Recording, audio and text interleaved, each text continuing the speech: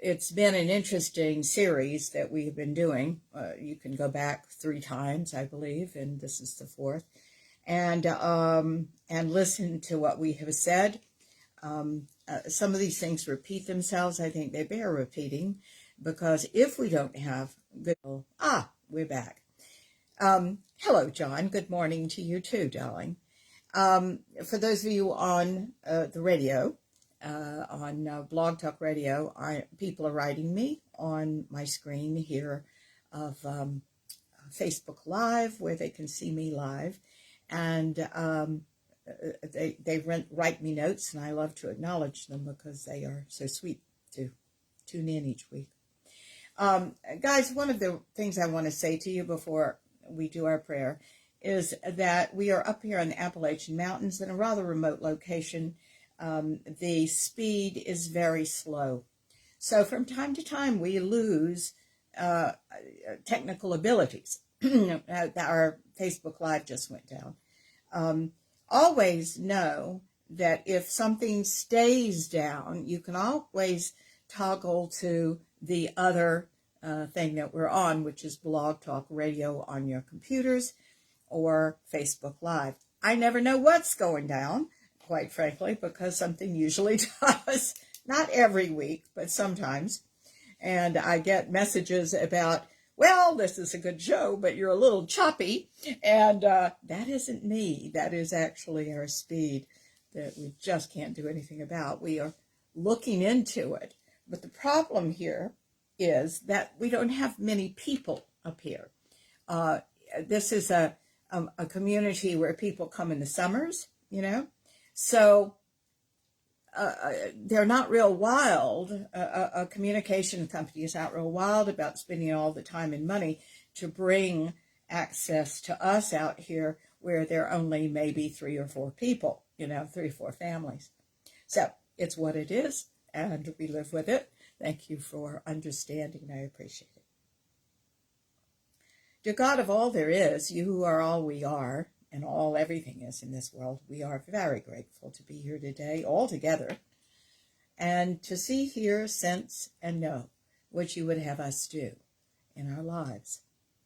We know it is a step-by-step process, and sometimes we are not open to those steps. Sometimes we're afraid to make those steps when they are right in front of us.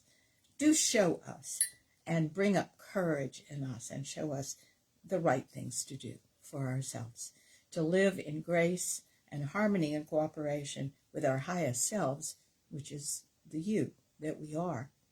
We thank you so much now, and we open ourselves to see, hear, sense, and know what you would have us do as we open to the truth that lies in your enlightenment. And we thank you for all of it, even those things that we know we want to change. Thank you for all of it. It's the first step. We appreciate it. And now we say thank you, dear God. And we say this prayer in your name, in the name of the Ascended Masters, our love-centered guides and friends, and in the name of every person listening to this show. Thank you. And so it is. So I want to double back for a minute to boundaries. Because one of the things we have not said yet and addressed, and I want to address here, is that you can have rigid boundaries. It isn't just that everybody is boundaryless. You can also have boundaries that are way too rigid. Now, the interesting thing, too, is when you have a boundary problem, you may have rigid boundaries and you may have loose boundaries. You may have both, because this boundary issue is kind of situational. You understand? You might have different boundaries for your family and friends and close friends than you do, say, with your work associates. So the situation dictates the boundaries oftentimes. And if the right buttons are pushed, and we have those buttons, then sometimes we will exhibit both rigid boundaries and loose boundaries. This confuses us terribly, It does, doesn't it? It really does. I see people all the time that say, well, I believe that, and then I don't believe that. And they're very confused and conflicted. But this is the emotional body.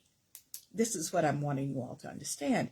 The emotional body is not the logical body, ladies and gentlemen. You've got a mental, emotional, physical, and spiritual body. Spiritual body being the energetic body and actually all the bodies, right? But the emotional body contains all of the emotion. And some of that emotion is very conflicting. It's very conflicting. So you want to have good, healthy boundaries, and you don't want to have good, healthy boundaries. You want to have good, healthy boundaries. You want to have good, healthy relationships with people, and yet you're afraid of people. So you establish too rigid a boundary. That's the conflict, you see. Now, what I do, certainly on this radio show, by challenging you to think about yourself and possibly make a different decision for your life, and what I certainly do in my private sessions with people, is I try to find out what those conflicts are and remove the conflict that is not in cooperation with the highest self. You see, the highest self. What is the highest self? Well, you've got two minds inside of you. I like to call them minds, M-I-N-D-S. You've got the ego child's mind. That's the part of you that still thinks like a child, even though you may be 37 or 83. It's the part of you that was trained to think like a child, and we still carry that with us until we don't. The ego never dies when we do work on ourselves, but the ego child's mind does. It loses power. Hi, Gary. How are you? Well, aren't you sweet? Thank you. I'm so glad you're with us today. So the ego child's mind loses power. So that's one of the minds. You know, it's a self-indulgent mind. It has a contractive self where you pull in, and has an expansive self where you might blow up. We've talked about these things in other shows, so go listen to those because there were a lot of them. But there is a higher self mind that we are all capable of too. And this is what, you know, we are at our potential, our God-given best, you know, if you will. Okay, so the thing that I think makes this very difficult is several things. We have been trained, certainly, out of having boundaries in many cases, or we've been trained into having too many boundaries. But they're not rigid lines drawn in the sand. Now, I'm going to take this lecture, this first part of this lecture, from an article I found on Psych Central. There was not a writer connected with this. This may be an organization that, what do I want to say here, that, you know, that everybody writes for the organization and no one is necessarily distinguished, but I want to say it's a very good article, and you can find it on the internet. So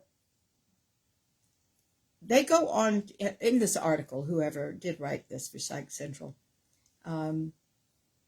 they go on to say that boundaries are a real strong way to take care of yourself. And that's true. Having healthy boundaries is one of the nicest things that you can do for yourself. And so many people really have to develop them, or develop them to even have them, or develop them to relax them. In other words, you're just not born with healthy boundaries. This is something that every human being has to learn. And what's right for you is not right for me, and what's right for me is not right for you. You know, we have some things in common with healthy boundaries, but some things are very personal. Some things are very personal. When you understand how to set and maintain healthy boundaries, here's a wonderful gift from it. You can avoid feelings of resentment and disappointment and anger that build up when you cross your own boundaries, or when somebody crosses your boundaries and you don't call them on it. So many people that I work with are very confused by this, because if you were a kid and you didn't have a good sense of boundaries, you go into something that all kids go into, which is black and white thinking. Black and white thinking. So let's say you kept a secret for the family. Let's say you kept a secret for the family. Any secret will do. It can be a great big secret, it can be a little bitty secret that might destroy somebody's reputation in the eyes of your sibling. Let's say, just say, that you kept that secret for the family. And so when we come along and we talk about boundaries and we talk about secrets, and you say, oh, I can't possibly tell my family this secret. I am the holder of this secret, and it's been a burden to me forever, and I can't hold, I have to hold it, because telling them would just be cruel, and it would serve no purpose.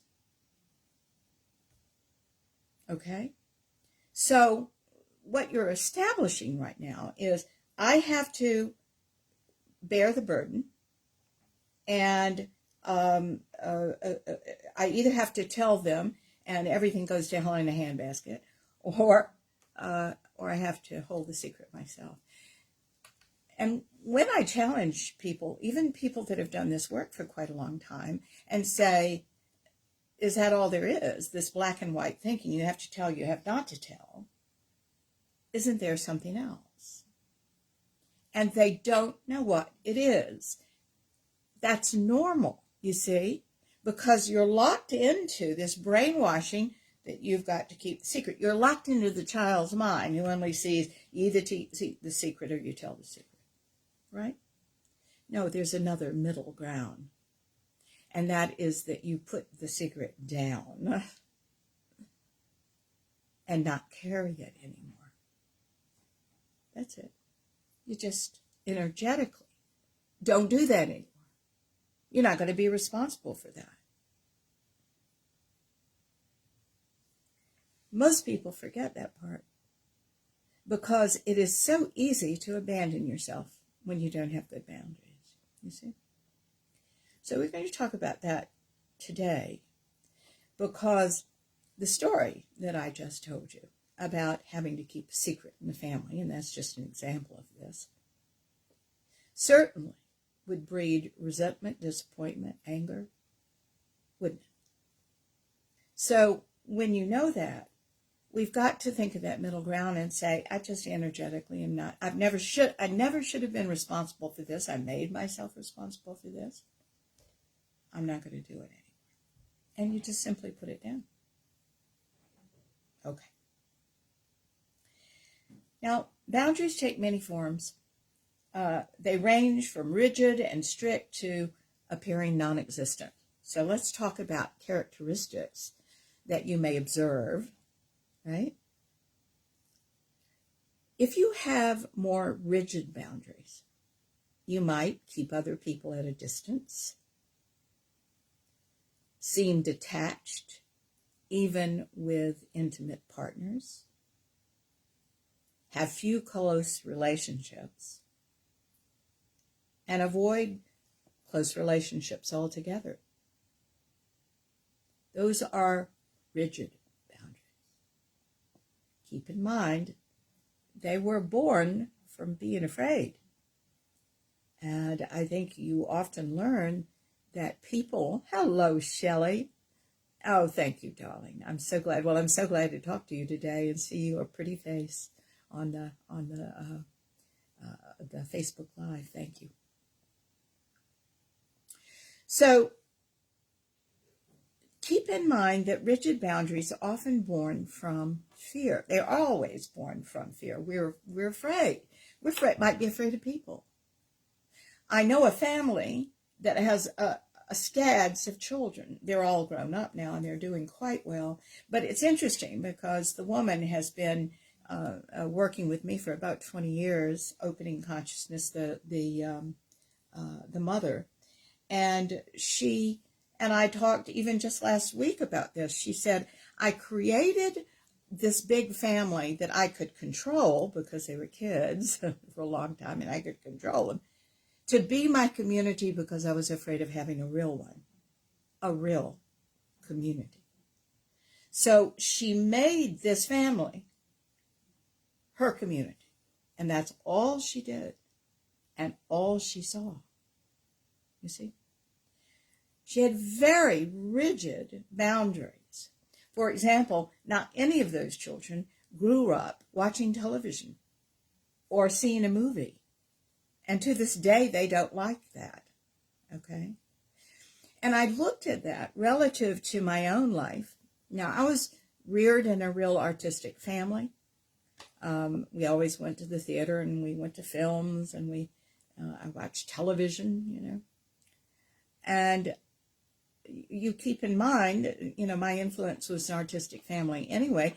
At some point in watching all of this, I knew I could do it. I knew I could write these shows. I knew I could act. I knew I could do all that kind of stuff. I knew I could speak. I knew I could do this. And at one point, you understand that. But her children, some of which are enormously artistic, she herself is very artistic, that got turned on in some of them late. And certainly in her late, because she wouldn't allow it. Her rules didn't allow it. In my opinion, I think we should be exposed to a lot of things as children to see what we like, what we don't like. I think, though, it's extremely important in this crazy-ass world that we protect our children. We make sure who they're studying with and what's going on in there. But it's a very important thing to let all the children have experiences of various things, see what they like and what they don't like. Now, if you have more open boundaries or loose boundaries, here are some characteristics. You might get too involved with other people's problems. You might find it difficult to say no to others' requests. You might overshare personal information with others. And you might seek to please others out of fear of rejection. Now, you keep in mind, you can have rigid boundaries and loose boundaries, right? Like we said earlier. I have a client that's currently struggling with this. She gets totally responsible for everybody at work.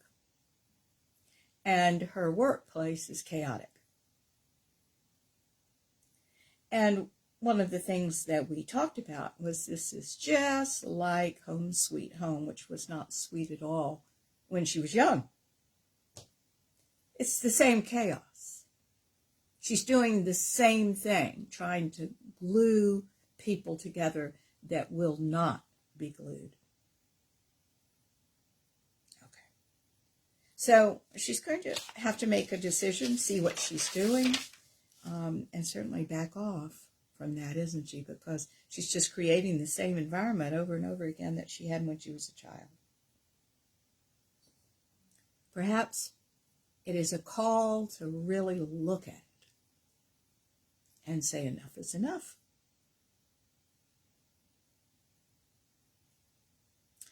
Now, a person with healthy boundaries understands that they've got to make their wishes known, their expectations clear.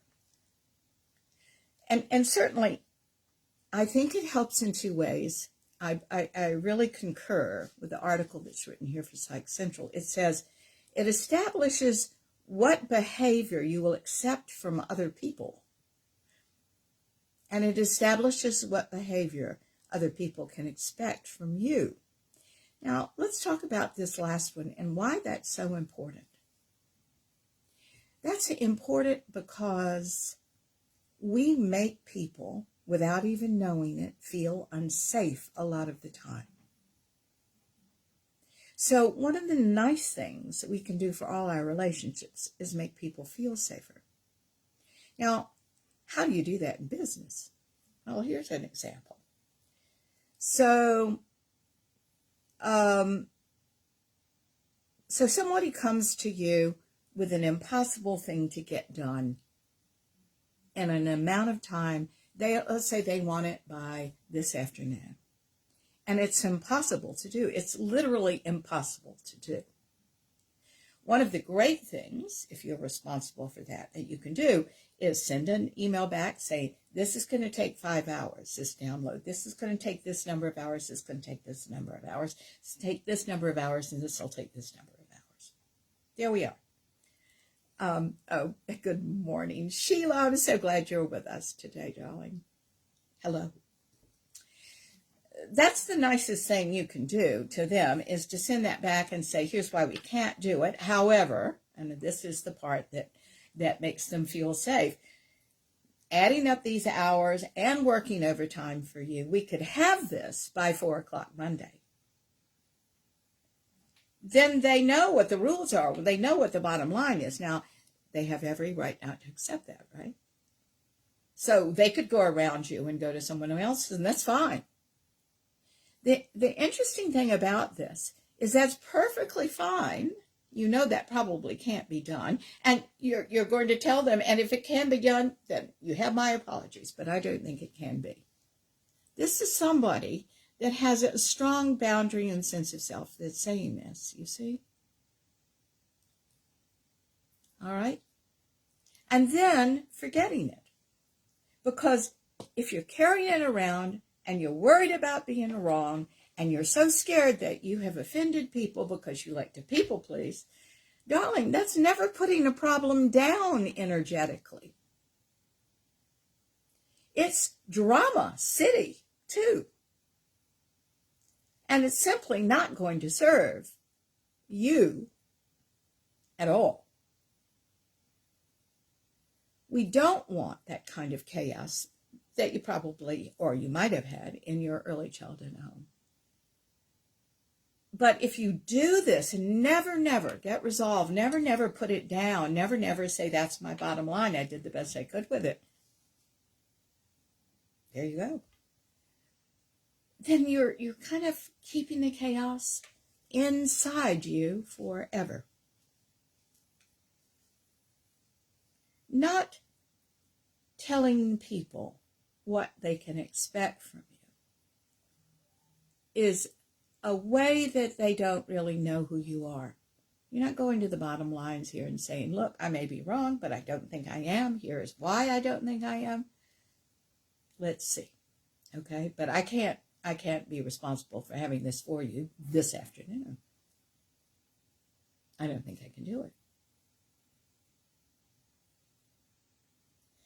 If you have healthy boundaries, let's talk about some of these things that you should know. You share personal information appropriately, not too much, not too little.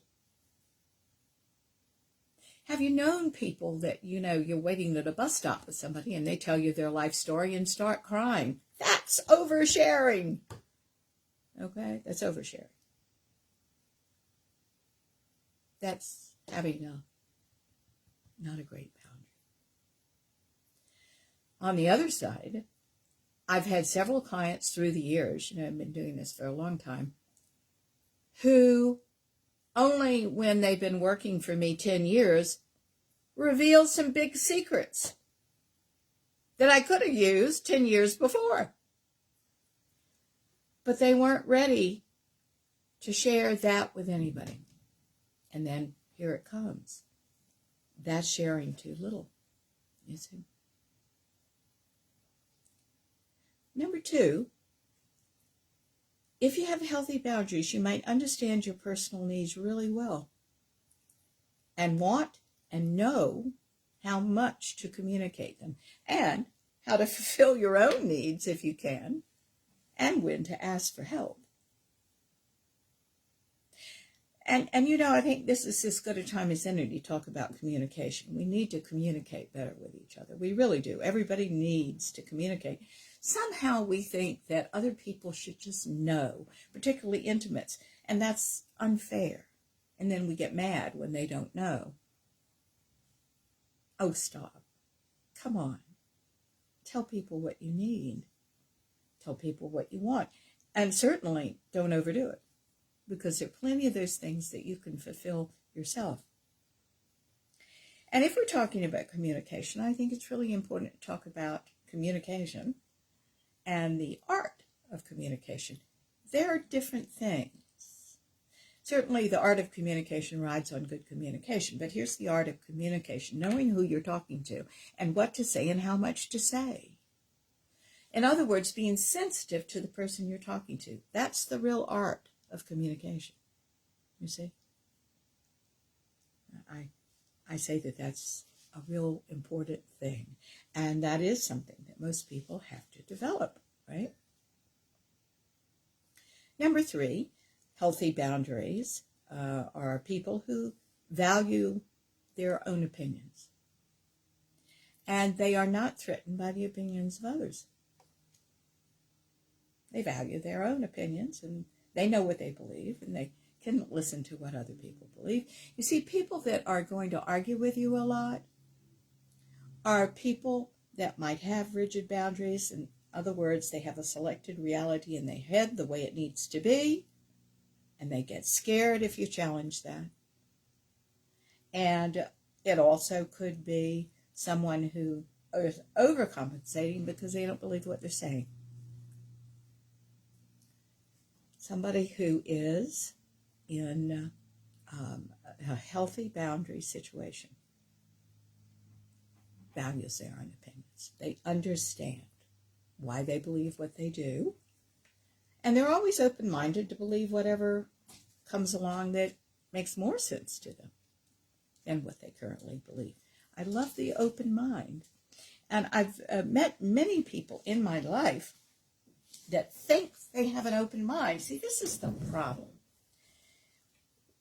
We carry our own self-image that's false a lot of times. We say, oh, I'm very open-minded. That came out of the mouth of someone who I know is not very open-minded about herself. She wants to do it in an ego-driven way, and when you challenge that, because she's so locked into that, she can't hear it. And she'll argue with you, you see. And she won't shift, she won't change to make it easier for herself. Next one. People with healthy boundaries accept when others tell them no. No is just a word. There is people with healthy boundaries. I'm going to go on a step further, as I usually do.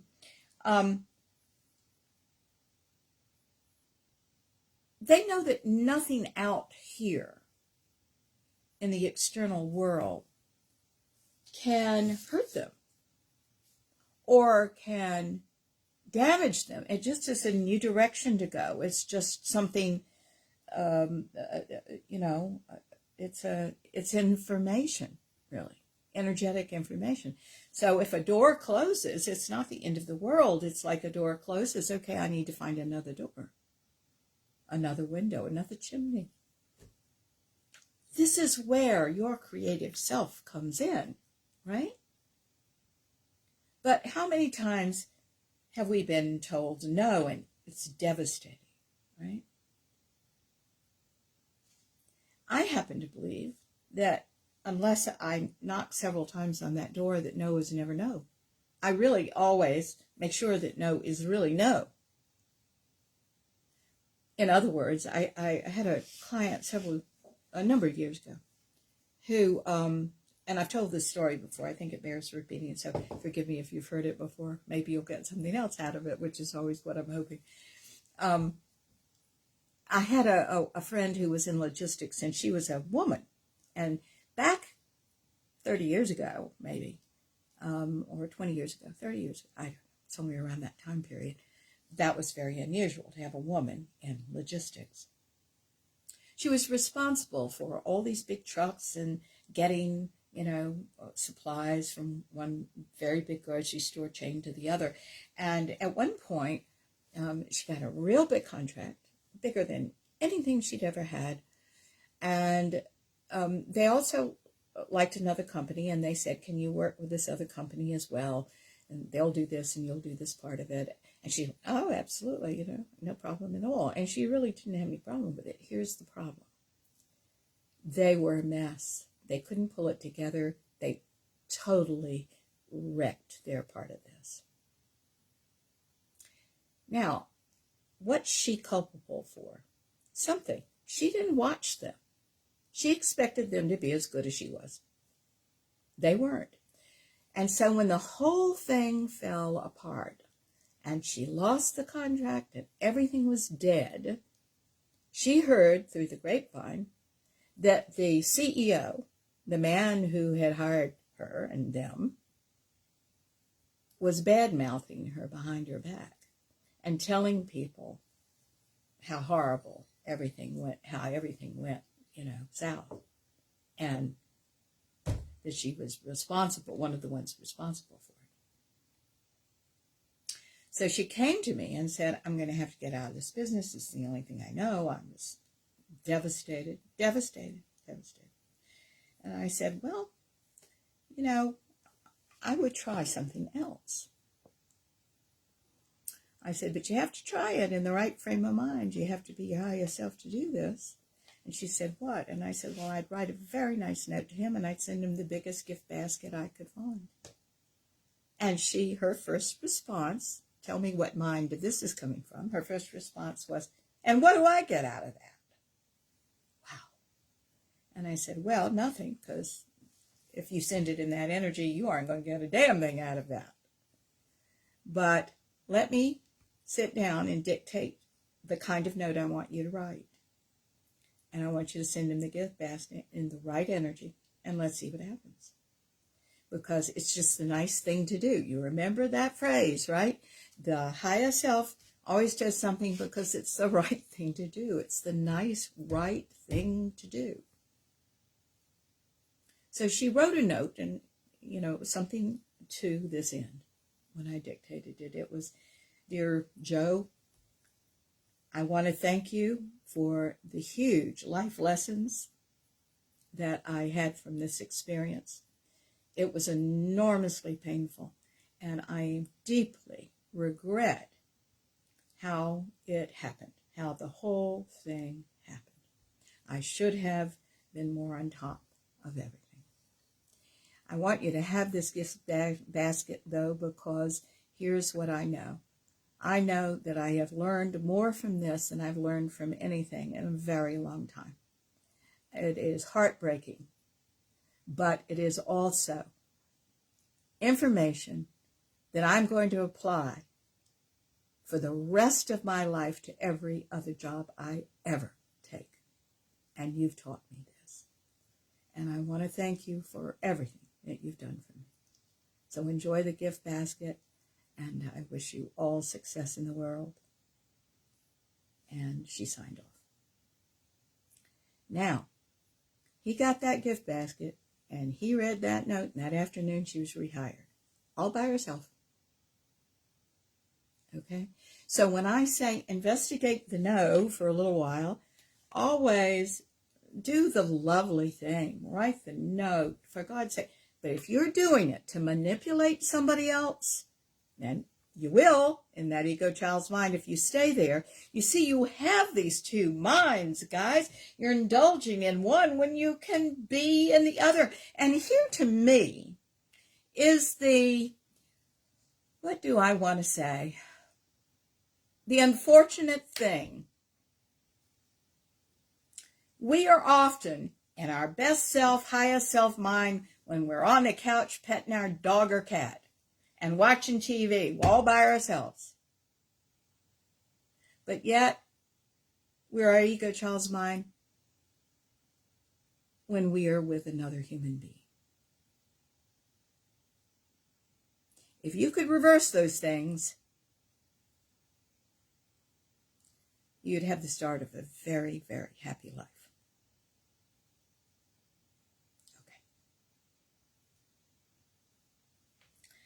All right. And we go on to say, this article goes on to say, and I think it's a very important acknowledgement, that different boundaries even vary with different cultures. you know. I'm married to an Austrian. There are certain cultural things. I found something really, really fascinating about Austria when first time I went.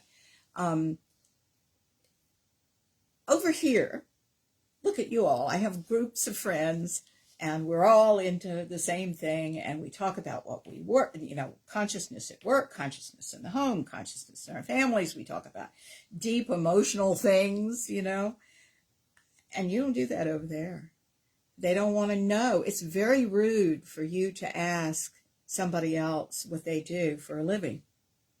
That's rude. Suppose they don't have a job. Suppose they feel bad about it. I'm just saying what the culture is. So it was really interesting because I got over there and realized real fast I wasn't going to get to talk about what I do for a living, all the stuff I love, all the stuff I observe every single day. Nope. Nope. Line was drawn. It was really interesting. I took it as a challenge. I thought, oh, have fun. Can I talk about nothing but food or travel or history or something like that? Can I, you know, let's learn different things here. It certainly wasn't as satisfying to me because of who I am and what I like to do, but I could do it. And that was a good thing for me to prove to myself. But if you will understand that some cultures don't share and some cultures overshare, it's a cultural thing as well as something about people and what we all do. So I think that's something that, I don't know why that phone is ringing. I do know why that phone is ringing. I can guess who that is, as a matter of fact.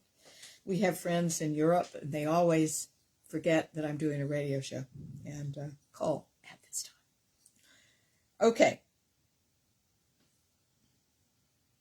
Let's talk about some of the types of boundaries, shall we? Certainly, we're very familiar with the physical boundary. The Me Too movement is certainly a big part of that. It refers to your body being your own, and not only that, your personal space, your privacy. You might be someone comfortable with public displays of affection, like hugs and kisses and hand-holding, but you also might be someone who doesn't want to be touched in public, and you might be both. I'm a very small woman, and now that I have reached a certain age, this doesn't happen anymore. But when I was young, oh my God, men would pick me up and swing me around. I mean, they would just be, you know, glad to see me. I'm glad. But man, I could just feel my bones cracking as they would pick me up. You know, it was like, well, there goes that chiropractic adjustment. That's gone. It was a different time back there anyway. I think if these days I would say, oh, don't pick me up, you know. But again, it's something that you sometimes accept without thinking about, you know. And we were certainly all that way when we were quite a bit younger. There are, I'm going to add a boundary that she doesn't put in here, and that is time boundaries. Time boundaries, I think, are extremely important. How much time are you spending on this or that? And you know, this particular boundary goes beyond the subject of boundaries, because what you're spending the most time on is how you're communicating with the universe. For example, if you are spending a lot of time on something and not getting paid 1 cent for it, and it never occurs to you to get paid for that, or to not overwork something, that is a communication with the universe, right? This became very clear. I have a good story about this boundary. I think I told it several weeks ago. I have a friend who's a marvelous photographer. She's marvelous. And she arranged to have a show. And we were all excited about it, and she did sell a lot of her work that night. But when she came to me for session, she was saying, this is what I'm thinking about charging, and it was astronomical. And I said, but nobody knows about you. Nobody knows who you are. Your pictures are not hanging on everybody's walls. You can't charge that much money for your work. I mean, I would think you're having the show so you can sell your work. Is that not true? Or do you just want people to come in and look and not buy anything? She said, oh, I'd like to have the money. I said, okay. Then you're going to have to be more reasonable with your prices. And then she said, but I've spent all this time on this. And I said, well, that's your fault. The onus is on you because you shouldn't have spent that much time. You have to be aware, guys, of your time being valuable. Time is money isn't half of it. Time is valuable. So you have to make sure that you're not over-giving in the time department. Why would you over-give in the time department? Well, hers is a meticulousness about her work. Well, okay, that's fine. And I'm not saying don't be meticulous about your work. I'm saying that's a challenge. You're going to have to be more meticulous faster. There you go. But another thing can be going on, too. You may be overworking to please your father, overworking to please your mother, overworking to be valuable because you don't feel very valuable. There are many reasons that we might overlook and bypass the boundary of time.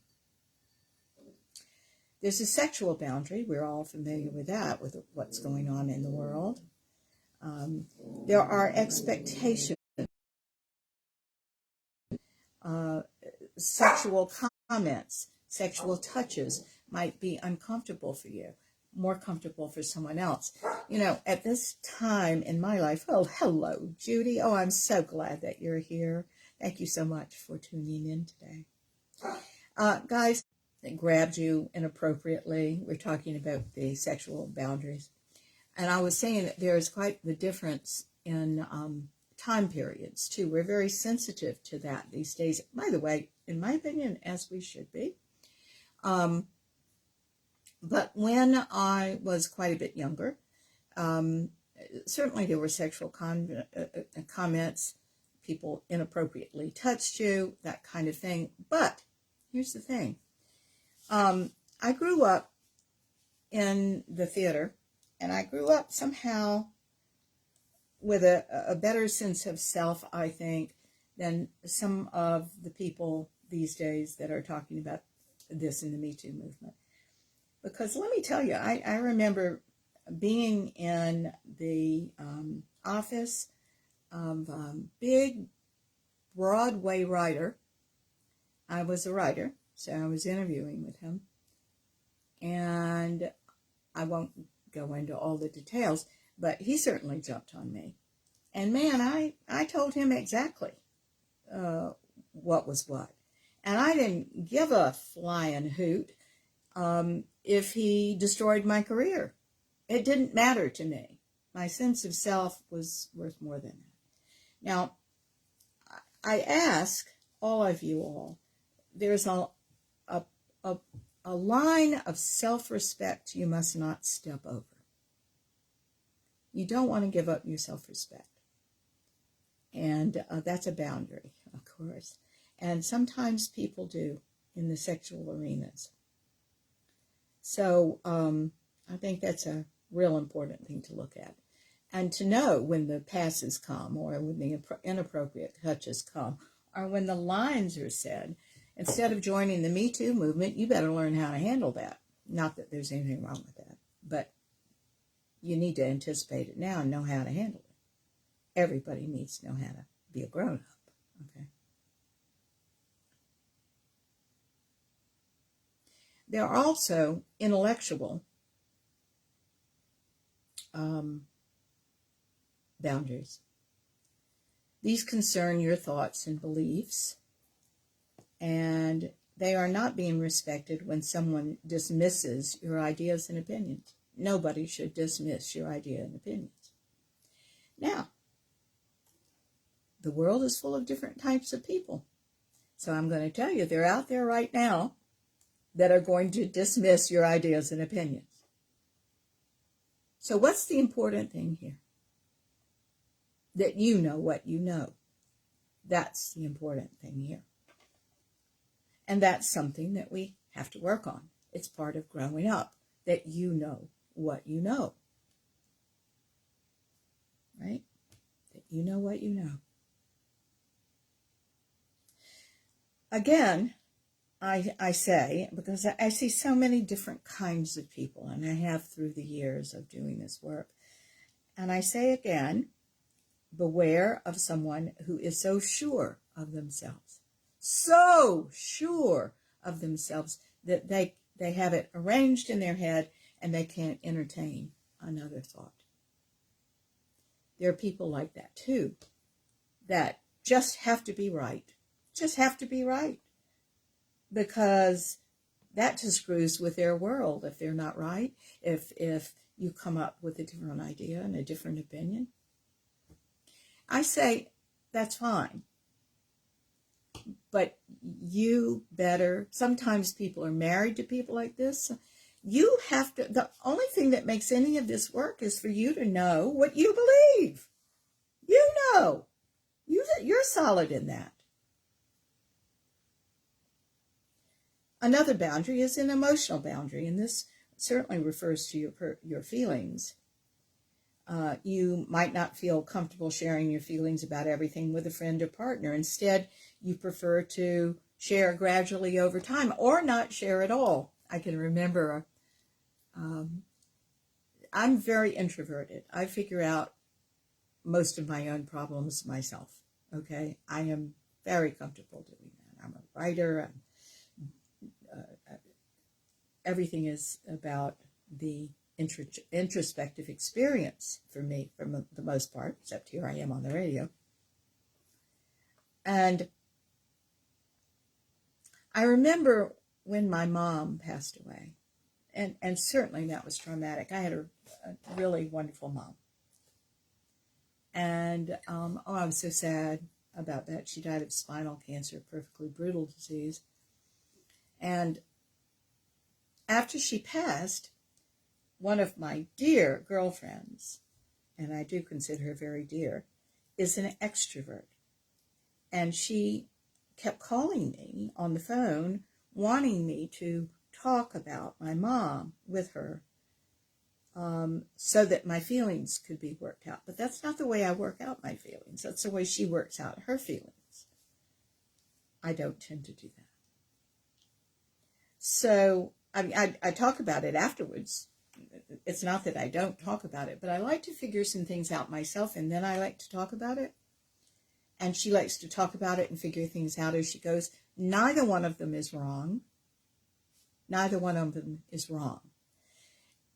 The only thing that isn't optimal here is when you don't understand that everybody isn't like you. We all have our different experiences to get through things. And yet, there's a third category who doesn't want to get through anything. And they'll say, I'll do it my way. Famous last words. And they don't do anything. That's all right too, you understand. We all have our journey through all of this, don't we? We do.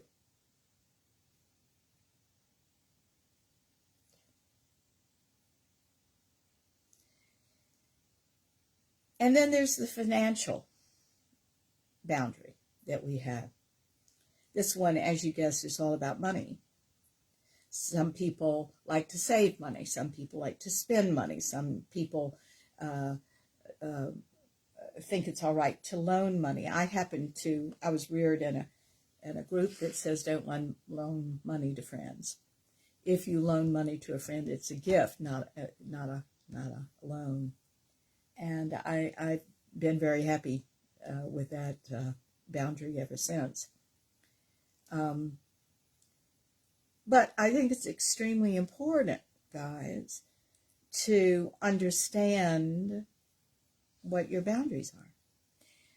I listened to, I can't tell you the name of this thing, but it's on Netflix right now. I believe it was Netflix, about some con artist on Tinder.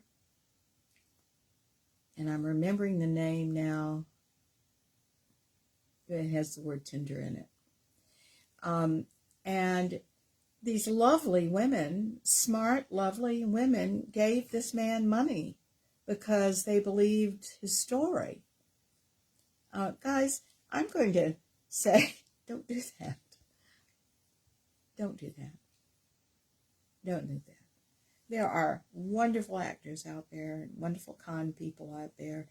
And I think part of our growing up and being really good with boundaries, and I mean this with all my heart, is realizing that everybody's out there that can take your money. The people that care about you are a smaller group of people. But there are con artists all over the world ready to take advantage of somebody who's vulnerable. Don't you be that one, okay? Be sharp. If money's involved, that's a boundary. Don't go there. Don't give it away. Okay. Now, I'm sure there are other boundaries, but those are the common ones. And I want to talk a little bit more about this, and then we're going to do something else. Ooh, oh gosh, look at me. I think it's so important that we human beings establish our own thoughts, memories, life experience, and that we are as aware as possible that these are ours and not someone else's. I think this is why consciousness work is so important, because in my advanced class yesterday, as we were talking about some of this, one woman was saying that her father was so full of rules. Work hard at the sacrifice of yourself, but work hard was one of his rules. Always do the best you can, and being sick or not feeling like it was no excuse. He had quite a number of them. She came from a very, very unstable home. Everybody was nutso in the home. He was the safest one. He wasn't very safe.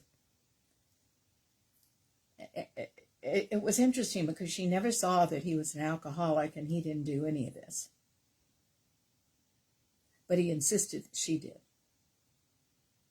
And she carried this enormous burden for the family. And she's still overworking herself when she shouldn't.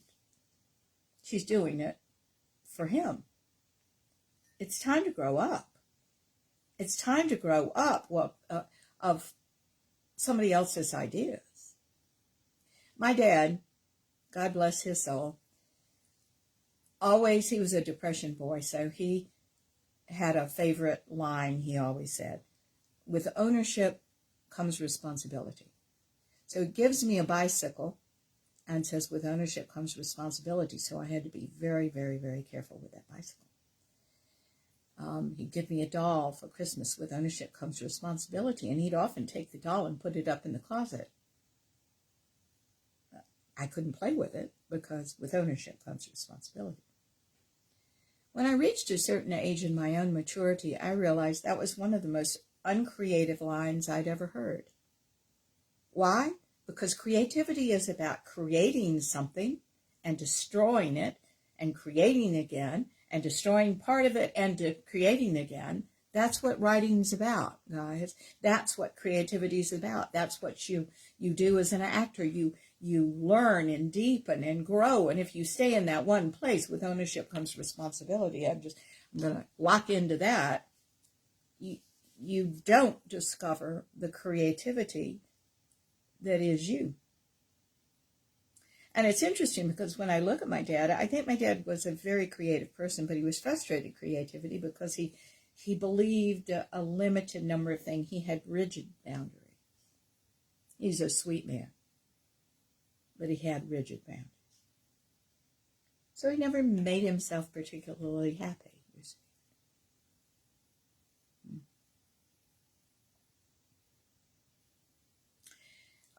Another thing that this article says that I think is a good one is if you come away from talking with friends or family or a business associate feeling depleted, anxious, or wound up, you might want to look at what boundaries have been breached. You may have crossed your own, they may have crossed some, but they've been breached. Now, in my opinion, then I'm leaving the article a minute, there are two ways that boundaries can be breached. Others can do it, and you allow it, by the way. You allow them to cross your boundaries. Or you do it yourself by your awareness or unawareness. Sometimes you know full well that you're doing it. You have an opportunity to stop work right here. You know it's the healthy thing to do to stop work right here. I'm done. But instead of doing that, you're still trying to please the parent. You have some issue that's still driving you, and you continue on. Well, guys, your body, whether it's conscious or unconscious that you have breached your own boundary, your body's going to tell you. You aren't going to feel good after that. So listen to yourself. Listen to those emotions. Your emotions are not there to do you in. The emotions are there to be a street sign saying, look a little deeper. Look a little deeper. You're feeling anxious, you're feeling depleted, you're feeling wound up. Find out why. That's why they're there. And if you can find out why and you can fix it and say, I won't do that again. Guess what? You won't have that feeling again. It comes around again and again and again because you keep doing it again and again and again. You see?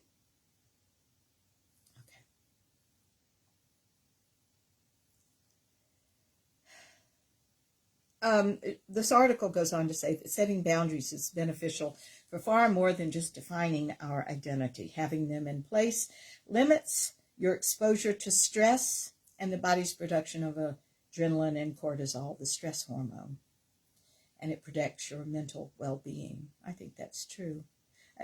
She goes on to say that well-being is a key factor, as a lack of boundaries can lead to emotional and physical fatigue. I'm going to say it can lead to absolute illness if you let it go on far enough. Boundaries give you a sense of autonomy too, and I think there's a great deal of power in autonomy, because if you will accept the responsibility, and so many people don't, by the way, but I think this group will because you're here to do this. If you accept that you are responsible for your own happiness and well-being, it gives you a great deal of power and control that you don't have if you don't accept it. You see, we'll have all these little devices like OCD and other things that we do. We live with a certain structure, you see. And we'll rely on that instead of saying, I'm responsible for this moment. Now, what am I going to do? And the nice thing about responsibility, if you're not happy with what you created, you can create something else because you're entirely responsible for that. So have at it. Let's be creative. Let's have some fun. Let's go out there and get what you want. But people that are using devices do the same things over and over and over again because they don't have that autonomy. Now,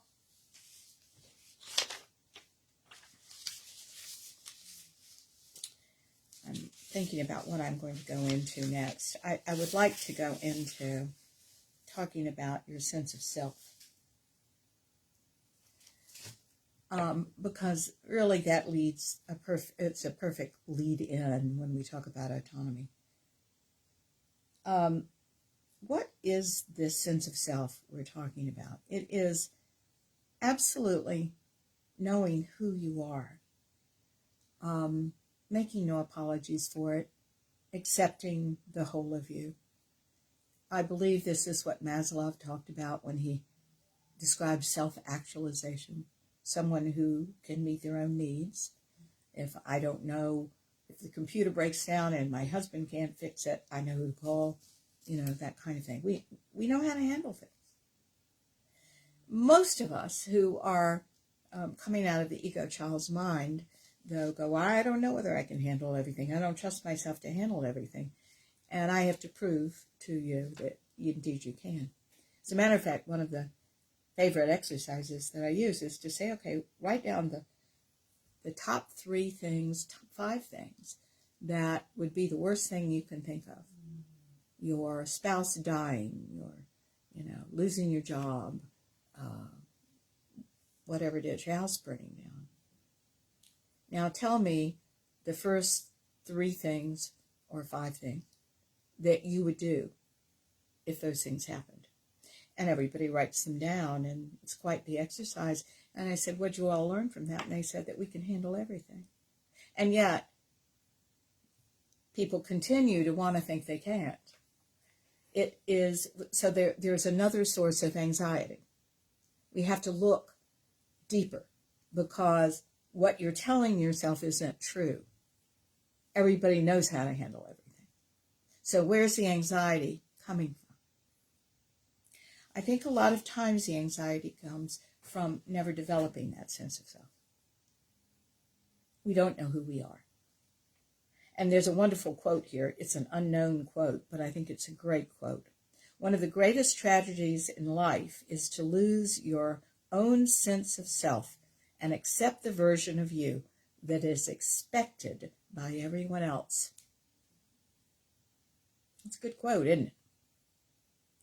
And I'll tell you one of the words that I hope you will throw out of your inner vocabulary. That means what you say to yourself.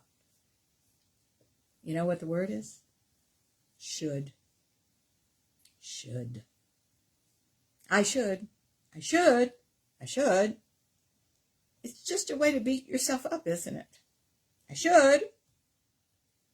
You'll either do it or you won't. Stop the shoulds. Stop the shoulds. I'm looking at an article by Kaja Perina. Yes, Perina. Hey, Peter. Yes, isn't that the truth, Peter? Peter says a lot of life is knowing what you can and cannot handle. And sometimes you have to go over the line and you go, oh, that's where my line is, I used to, years ago, certainly have the people-pleasing thing that I am recommending that we all get rid of. And these days I don't have it, but I used to. And so in that, I would say yes to far too much, and this just drive myself crazy, trying to get it all done. All that didn't need to be done. I was doing it for all sorts of ego child's mind reasons, When you grow up, a lot of those are going to drop away. You'll just find you don't need to do those anymore. But if you keep doing the same thing over and over and over again and expecting a different result, not only is it the definition of insanity, but it doesn't get you anywhere. You can't wake up. You have to do an interrupt in that, you see, to get a different result. Okay. Now, back to the shoulds. This article, How to Build a Strong Sense of Self by Kaja Perina, was a very nice article. She said, knowing yourself and becoming confident in who you are isn't as easy as it may sound. Well, I'm going to tell you it's what life is all about. No, it's not at all easy. It's a lifelong project, figuring out who you are, what you value, and what's important to you. Remember what you value, of course. We've talked about that in other shows. You've got to define your values and start working with them, making sure you're never betraying those values. And remember, these values are about who you are now, not who you want to become.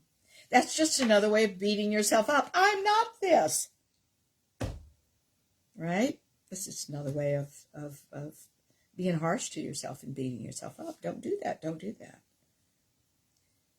It's especially hard to know yourself when living in a culture that sends you constant messages about who you should be, oh, the word should, and what you should like. And it makes it challenging for us to separate what we want from what other people want. It's hard to know ourselves and then to find our voice in the midst of so many dominant ideas and opinions, and that's really true. I think one of the most damaging things we've got currently in the world is social media and the shame that people put on other people instead of just letting everybody live and do what they think is best. There are crazy people in the world. What in the world gives you the right to shame them? It's like he who is without sin casts the first stone. This is the modern version of that, you know. Guys, the idea that we should all go to the gym, we should all do this, we should all do that, we should eat this, we shouldn't eat that, we should. Guys, it's making us crazy. If you play in that arena as well, you get on a treadmill. It becomes about how you look and not about who you are. And the way life works is what you do always comes out of who you are. And it has nothing to do with how you look. Of course, a lot of people are doing this because they want to enhance the esteem of how they look to them. Oh yeah, they want to impress those people. True. But if you don't have a strong sense of self, you don't look anything. You don't have a way you look to you. So one of the things that I think is extremely important is to develop the sense of self, which we're about to talk about right now. Guys, if you don't have that, there's always going to be somebody who comes along that seems much surer than you, and you're going to be vulnerable to them, and the name for that is a lot of times narcissists. So be careful. Be careful. Develop your own person, your own personhood, your own value internally. You know, years and years ago, I was one of the first people, I was talking to my husband this morning, that got Epstein-Barr. I had it back in 1985. I was so sick. I laid in the bed, I think, for 8 months. I had encephalitis with it, which was a terrible thing, an inflammation of the brain, so that my brain couldn't focus enough to dial a phone number or read. And I love to read. I couldn't even read a magazine article. I couldn't bring it together. I was very ill. Now, the reason I'm telling you that is up until that time, I was what I did. I was what I did. I had to produce great work. You know, I'm not panning that time in my life because it taught me to be good at what I was doing. That can't be bad. It taught me, you know, a good work ethic. It taught me a lot of things. But as I lay in that bed, because just walking the 10 feet to the bathroom devastated. Wore me out. Didn't have any energy for anything else. As I lay there, I did not miss the fact that what I was trying to figure out on a whole different level than physical was I worth anything just lying there in the bed?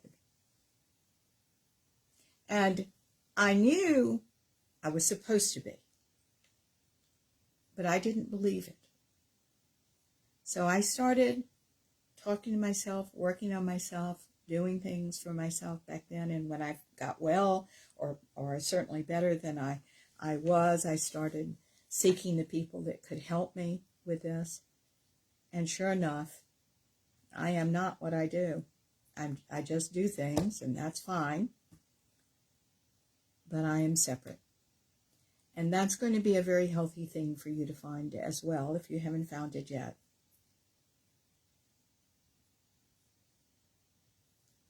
To truly, she goes on to say, to truly know yourself and be known by others, you must distinguish yourself by figuring out what your values are, what your beliefs are, what your truths are, what your boundaries are, apart from other people's opinions about what they should be. And the first place I'd look to find out if you're carrying somebody else's opinions is your mom and dad, because they were your greatest influence, or whoever your primary guardian was. You may have also had a brother or sister who so dominated that their opinions are mixed in there. They are extremely important to look at. Begin by making choices for your life instead of looking to others to make decisions for you, she says. If you're tired of wishing you had the strength to say no, if you're overwhelmed by living a life others expect you to live, if you wish you didn't have to work so hard for approval, if you don't have the courage to express your feelings or the ability to be happy with who you are, then you know you're not living a life that isn't congruent with who you are. I think that's a very powerful sentence. You know you're not living for yourself, a life that is authentic. Now, she's got some tips here that I would like to change around a little bit, because one of her first tips is differentiate yourself. And I don't like that very much, and I'll tell you why. That's what the ego is trying to do, differentiate yourself.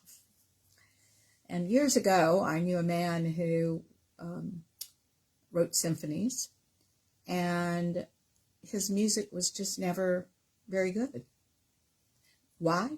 Because it was more important for him to distinguish himself in the music field than it was to be inspired by God to write something truly unique. I want you to know, and I have a lot of artists that I work with, and all the artists always say, I don't want to have my music changed. I don't want it to be, worse. Oh, for God's sake, you're going to be better when you transcend that ego child's mind, you see. So I'm just not real wild about differentiate yourself. It can go too easily into the ego. However, I will say, I think it's good not to buy into herd mentality. I mean, you're trying to find what you think about everything. Have you even considered that? What do you think about this? Listening to the news, what do you think about this story or that? As you're reading what people have done, if you're reading even somebody that's shaming something, what do you think about that? You don't have to add your opinion. There are too many opinions floating out there because people are saying, look at me, look at me, look at me, like a kid, right? Child's mind, look at me, look at me, look at me. This is what I think, look at me, look at me. Instead of ever asking yourself, what's my opinion about that?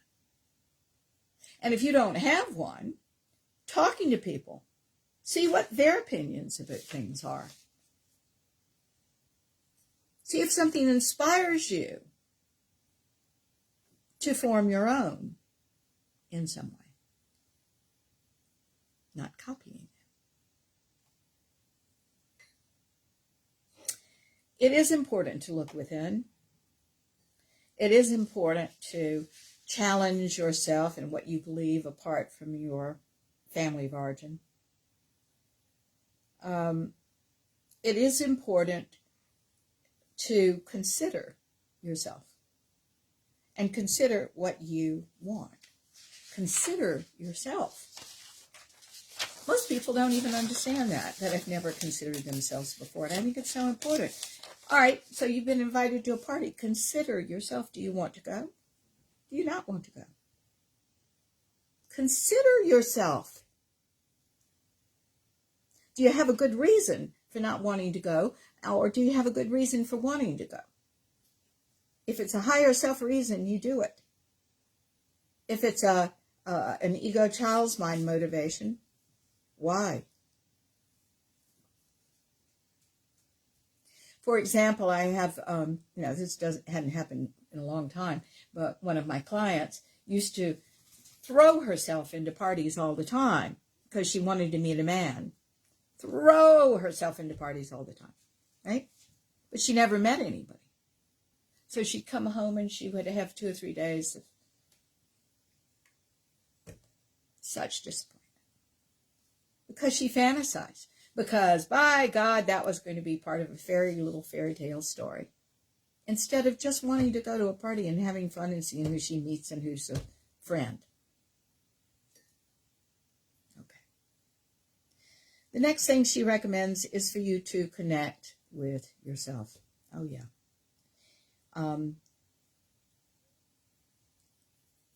Instead of being in the battlefield, being crazy, we forget that we can ride our horse to the top of the hill and be the general watching everything. That's a very strong position to be in, where you are the witness to what's going on. I'm very thrilled when I can get you off that battlefield and you just start witnessing, because you see more. You see the whole thing at that point. Try to do that. Try to bring yourself from the ego child's mind, who's embroiled in that situation, to the top of the hill, higher self mind, and look at what you're doing. This is one of the ways to connect with yourself. You have to step back and see the whole thing. That's the thing that consciousness work does. It helps you do that. The highest self mind is the part of you that has solutions. Because if you're in the ego child's mind, it's just the ego child's mind trying to fix the ego child's mind. I'll give you an example of that. I have a client that came from a very bad family, all right? And she was beaten by her brother. Her mom and dad were pretty nuts. And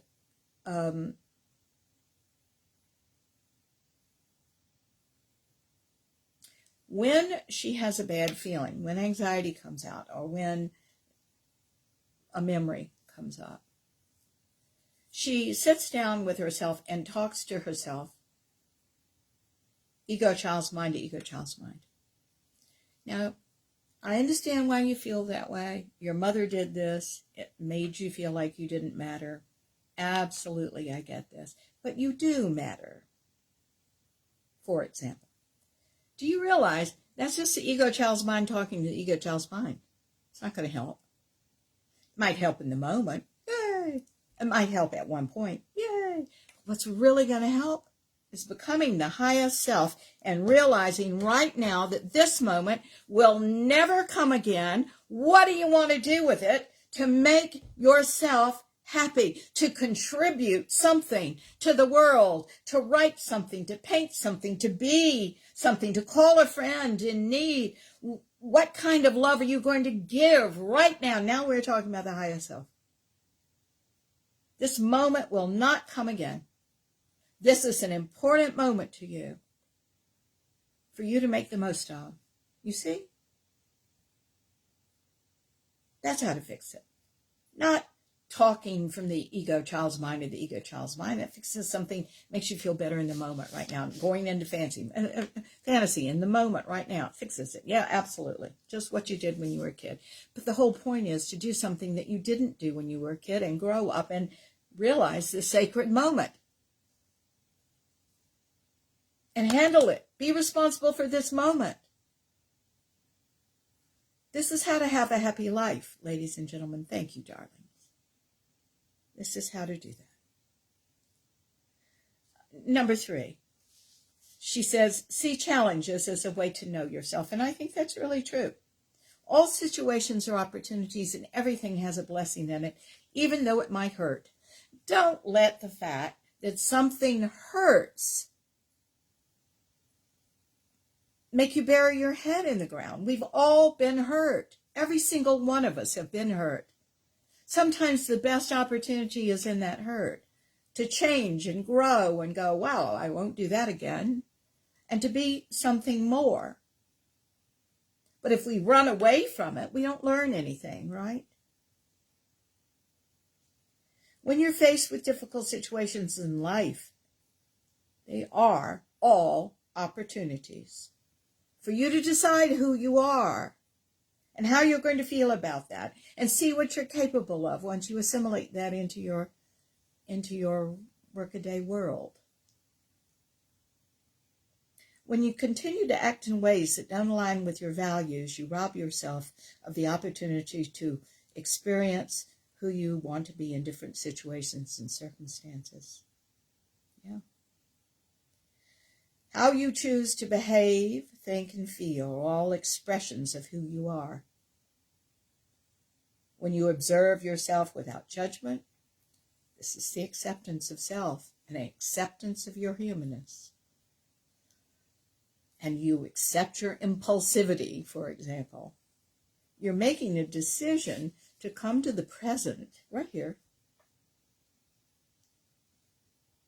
and allow yourself to open to God and see what you are going to do there. That's the real way to respect yourself. And her fourth thing is take action. Dear heart, Kaja Parina, I am paraphrasing a little bit because I teach something different. So I hope that's okay. Take action. You've got to make a real effort to have your feelings line up with your logical brain by looking at the facts of your situation.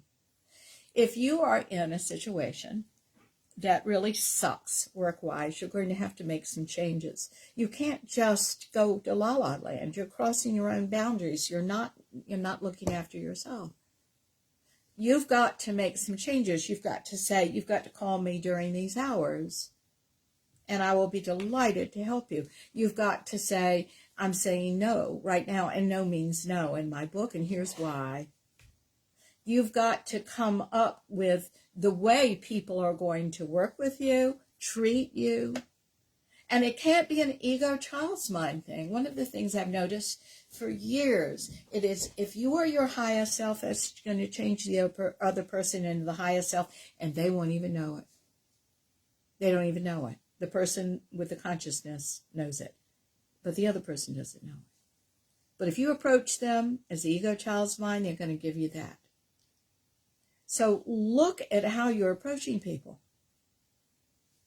You are in charge of having a better circumstance work out by giving the opportunity for everybody to be their high selves. You don't even have to use these words. You can just be that.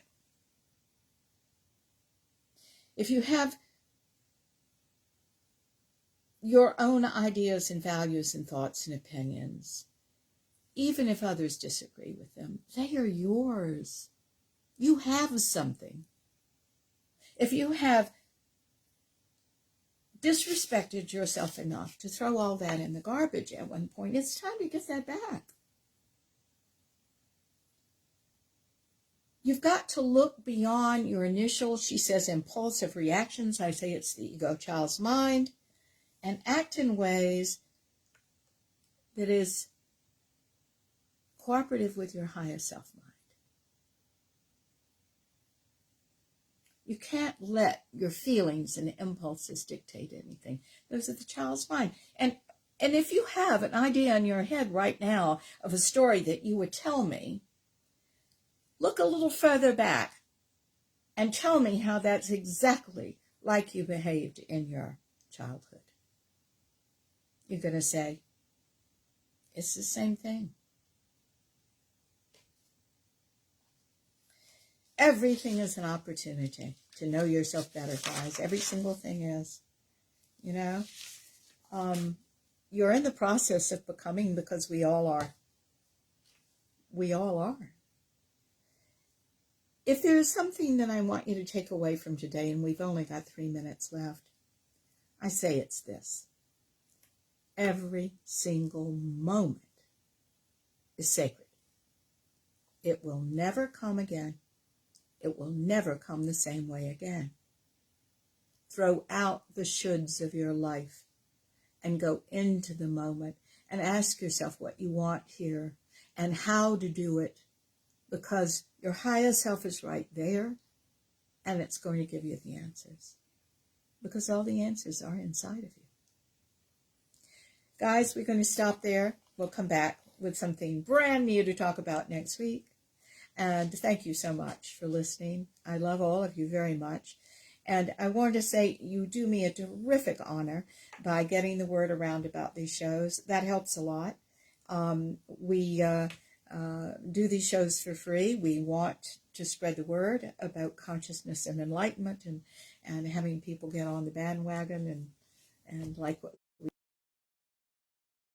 have done that for us. The more our conscious community has grown, and we are so grateful for that and continue to be. So thank you for all your good work. And next week, we will start anew. Why don't we say a prayer? Dear God, thank you. 90 seconds. The opportunity to open our minds to see, hear, sense, and know what you would have us do is the next step for all of us. Our next step is not anybody else's. It's ours. Our communication with you is ours. Who we are at our essential and authentic best 60 seconds. is ours, and it's all you through us. We are so grateful for this. We're grateful for all our lives, the things that we want changed and the things that have not yet changed and the things that are changing. It's all good, and it's all God, and we are forever grateful. Thank you so much, dear God. We say this prayer in your name, in the name of the Ascended Masters, our love-centered guides and friends, and in the name of each and every person listening to this show today. Thank you. And so it is. Guys, stay well and healthy out there. Enjoy your life. This moment matters, and so does the next one. Make it a good one. All right. Take care, sweethearts. Thank you, Michelle. Thank you, darling. I'm so glad that you were with us today. 10 seconds. All right. I hear you. 10 seconds. Thank you so much, loves. Bye-bye.